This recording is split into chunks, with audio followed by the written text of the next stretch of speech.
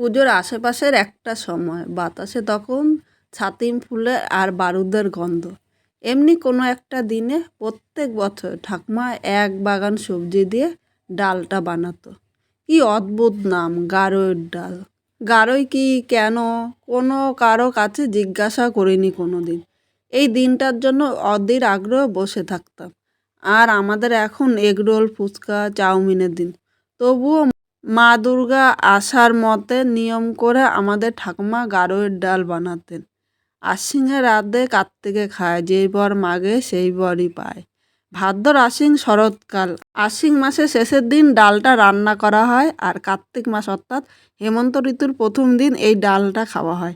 এই ডালটা এক এক বাড়িতে এক এক রকমভাবে করা হয়।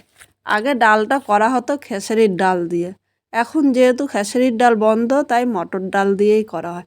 কেউ কেউ আবার 2-3 রকম ডাল দিয়েও মিশিয়েও করতে পারে। মটর ডালটা ধুয়ে 2 ঘন্টা ভিজিয়ে রাখতে হবে।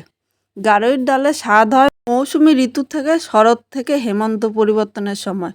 রান্নার গারোয়ের ডাল গরমের শেষ হয়ে ঠান্ডার মরশুমে শুরু হয়।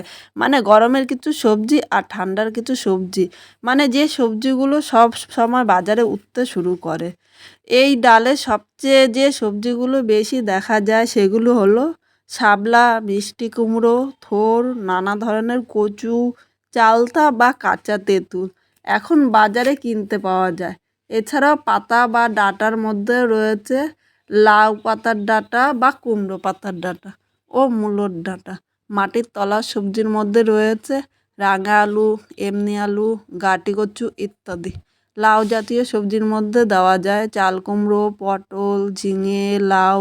এছাড়াও গরমের কিছু সবজি যেমন পেঁপে, আর শীতের সবজি মূলো, শিম এগুলি দেওয়া হয়।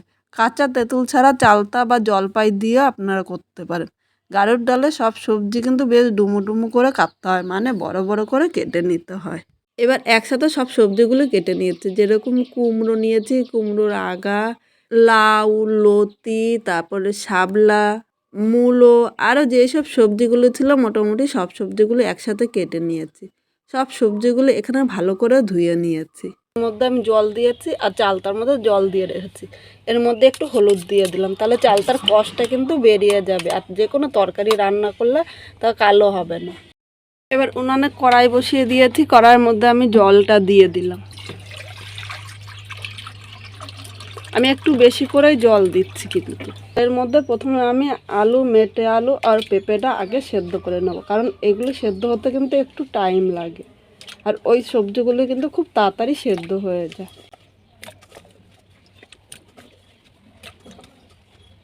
এবার এর মধ্যে আমি 1/2 চামচ লবণ দিয়ে দিলাম। আর আমি চাপা ঢাকা দিয়ে 10 মিনিট এগুলো সেদ্ধ করে নিচ্ছি। বন্ধুরা এখানে দেখো পেঁপে, ছড়া আলু আর গাটিটা কিন্তু হাফের বেশি সেদ্ধ হয়ে গিয়েছে। এই জায়গায় আমি ধুয়ে রাখা এই সবজিগুলো একসাথে দিয়ে দিলাম। এবার এখানে থোর কুচানোগুলো আমি জল থেকে তুলে এনে দিয়ে দিলাম। আর থোরটা দেখো ধুয়ে জলের মধ্যে আবার রেখেছিলাম, জলের কালারটা কিন্তু সামান্য চেঞ্জ হয়ে গিয়েছে।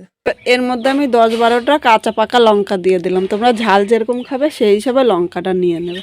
এবার সব কিছু আমি একসাথে এবার নেড়ে চেড়ে মিশিয়ে নিচ্ছি। এটাও আমি আরও 5-10 মিনিট সেদ্ধ করে নেব। সবজিগুলো যদি সেদ্ধ না হয় তাহলে কিন্তু ভালো লাগবে না। এখানে আবারও একটু অল্প করে লবণ দেবো, আর লবণটা কিন্তু আপনারা অবশ্যই স্বাদ অনুযায়ী দেবেন, যাতে বেশি না হয়। এর জন্য আমি অল্প অল্প করে লবণ দিচ্ছি। শেষে আমি লবণটা চেক করে যদি লাগে তখন আমি আবার লবণটা দিয়ে দেবো। এবার এই সবজিটা আমি চাপা ঢাকা দিয়ে দিচ্ছি। এর মধ্যে তোমাদের একটা জিনিস দেখাচ্ছি। এখানে আমি প্রেসার কুকারের মধ্যে দেখো ডাল নিয়ে নিয়েছি, 500 মটর ডাল নিয়েছি। ডালটা সেদ্ধ করে নিয়েছি, আর আগে তোমাদের দেখাতে মনে নেই। আর ডালটা কিন্তু আমি পুরো সেদ্ধ করে নিই, এরকম দানা দানাভাবে ডালটা সেদ্ধ করে নেবে। এখানে আমি 2টো সিটি দিয়ে ডালটা রেখে দিয়েছিলাম। মিনিট ঢাকা দিয়ে রেখেছি। দেখো সবজিটা কিন্তু হাফের বেশি সেদ্ধ হয়ে গিয়েছে। এর মধ্যে আমি চালতাগুলো দিয়ে দিলাম। তোমরা আগে খেয়াল করেছো আমি কিন্তু একসাথে চালতা দিইনি। চালতাটা টক, চালতাটা আগে দিলে তাহলে সব সবজিগুলো কিন্তু সেদ্ধ হতো না। এর জন্য আমি চালতাটা পরে দিলাম। এবার সব কিছু একসাথে ভালো করে আমি সেদ্ধ করে নিচ্ছি। বন্ধুরা এখানে দেখো সব সবজিগুলো কিন্তু সেদ্ধ হয়ে গিয়েছে। যেহেতু আমি ডালটা আগে সেদ্ধ করে রেখেছিলাম, এর জন্য সবজিটা আমি আলাদা সেদ্ধ করেছি। ইচ্ছা করলে ডালটা হাফ সেদ্ধ করে এর মধ্যে সবজিগুলো সেদ্ধ করে নিতে পারো। এবার আমি ডালটা দিয়ে দিলাম। ডালটা সব সবজির সাথে নেড়ে চেড়ে আমি মিশিয়ে নিচ্ছি। নিচ্ছি। বন্ধুরা এখানে সবজিটা দেখো, সবজি ও ডাল দিয়ে আমার কড়াইটা ভরে গিয়েছে, তাই আমি আস্তে আস্তে সব সবজিগুলি মিশিয়ে নিচ্ছি। এর সাথে সব সবজিগুলি মেশানো হয়ে গিয়েছে। এবার এর মধ্যে আমি হলুদ দিয়ে দিলাম। হলুদটা ভালো করে মিশিয়ে নিচ্ছি, আর এভাবে আমি আরও 5 মিনিট জাল দিয়ে নিচ্ছি। ডালটা কিন্তু বছরে একবারই করা হয়, আর আজকের দিনে ডাল করে খেতে কিন্তু দুর্দান্ত লাগে। আমরা কিভাবে ডালটা করি সেটাই তোমাদের সাথে শেয়ার করলাম। বন্ধুরা তোমরা দেখেছো আমি লবণটা কিন্তু অল্প অল্প করে 2-3 বার দিয়েছিলাম। এখানে আমি এবার লবণ দিয়ে দিলাম। অবশ্যই লবণটা স্বাদ অনুযায়ী দিও। এবার আমি লবণটা মিশিয়ে নিচ্ছি, আর ডালটা আমি 5 মিনিট এইভাবে ভালো করে ফুটিয়ে নিচ্ছি। 5 মিনিট পর তোমাদের আবার দেখাচ্ছি। দেখো বন্ধুরা ডালটা জাল দিয়ে আমি ফুটিয়ে নিয়েছি, আর সব সবজির সাথে ডালটা কিন্তু ভালো করে সেদ্ধ হয়ে গিয়েছে। এবার এটা হতে হতে পাশে আর একটা উনানে আমি বসিয়ে দিয়েছি। এর মধ্যে আমি 5টা শুকনো লঙ্কা দিয়ে দিলাম। লঙ্কাগুলি প্রথমে আমি ভেজে নিচ্ছি। আজকে আমাদের ডালে কিন্তু তেল দেয় না বন্ধুরা, যারা ইচ্ছা করে এই জায়গায় তেল দিয়েও কিন্তু করতে পারো। আমি তেল ছাড়াই আজকে করব। এছাড়া একবার করে দেখতে পারো, ডালটা খেতে কিন্তু খুব সুস্বাদু হয়। লঙ্কাগুলো আমি 5 মিনিট ভেজে নিয়েছি। এবার এর মধ্যে আমি কিছু নারকেল কুড়া দিলাম। নারকেল কুড়াটা আমি শুকনো কড়াইতে ভেজে নেব। নারকেল কুড়া ও এই দুটো আমি একসাথে 5 মিনিট ভেজে নিচ্ছি। আর এই সময় উনানে আগুনটা অল্প দেবেন, অল্প আগুনে আমি নারকেল কুড়াটা ভেজে নিচ্ছি, কারণ আমি এখানে তেল দিইনি, এটা কড়াইয়ের নিচে দিয়ে কিন্তু লেগে যেতে পারে। তো দেখো অল্প আগুনে আমি তেল ছেড়ে নারকেলগুলো লাল করে ভেজে নিয়েছি। এবার আমি এই নারকেল ও লঙ্কাগুলো এই ডালের মধ্যে দিয়ে দিলাম। এবার ডালের সাথে নেড়েচেড়ে সব কিছু মিশিয়ে নিচ্ছি। তেল ছাড়াও যে ডালটা খেতে এত সুন্দর হয়, আপনারা না খেলে কিন্তু বিশ্বাস করবেন না। কিন্তু ভালো করে মিশিয়ে নিয়েছি। এবার এর মধ্যে আমি 1 চামচ ভাজা জিরে আর ধনিয়ার গুঁড়ো দিয়ে দিলাম। অবশ্যই কিন্তু তোমরা এই জায়গায় ভাজা ধনিয়া আর জিরার গুঁড়োটা দিও। আমি যেহেতু তেল দেবো না, এর জন্য আমি জিরে ও ধনেটা আগে থেকে ভেজে গুঁড়ো করে রেখেছিলাম। এবার সব কিছু একসাথে ভালো করে মিশিয়ে আমি আরও 5 মিনিট জাল দিয়ে নিচ্ছি। 2 চামচ চিনি দিলাম। অবশ্যই কিন্তু তোমরা মিষ্টি দিও, মিষ্টি না দিলে খেতে কিন্তু ভালো লাগবে না। চিনিটা আমি এবার নেড়েচেড়ে মিশিয়ে নিচ্ছি। বন্ধুরা এখানে দেখো ডালটা 5 মিনিট জাল দিয়ে নিয়েছি, আর ডালটা কিন্তু হয়ে গিয়েছে।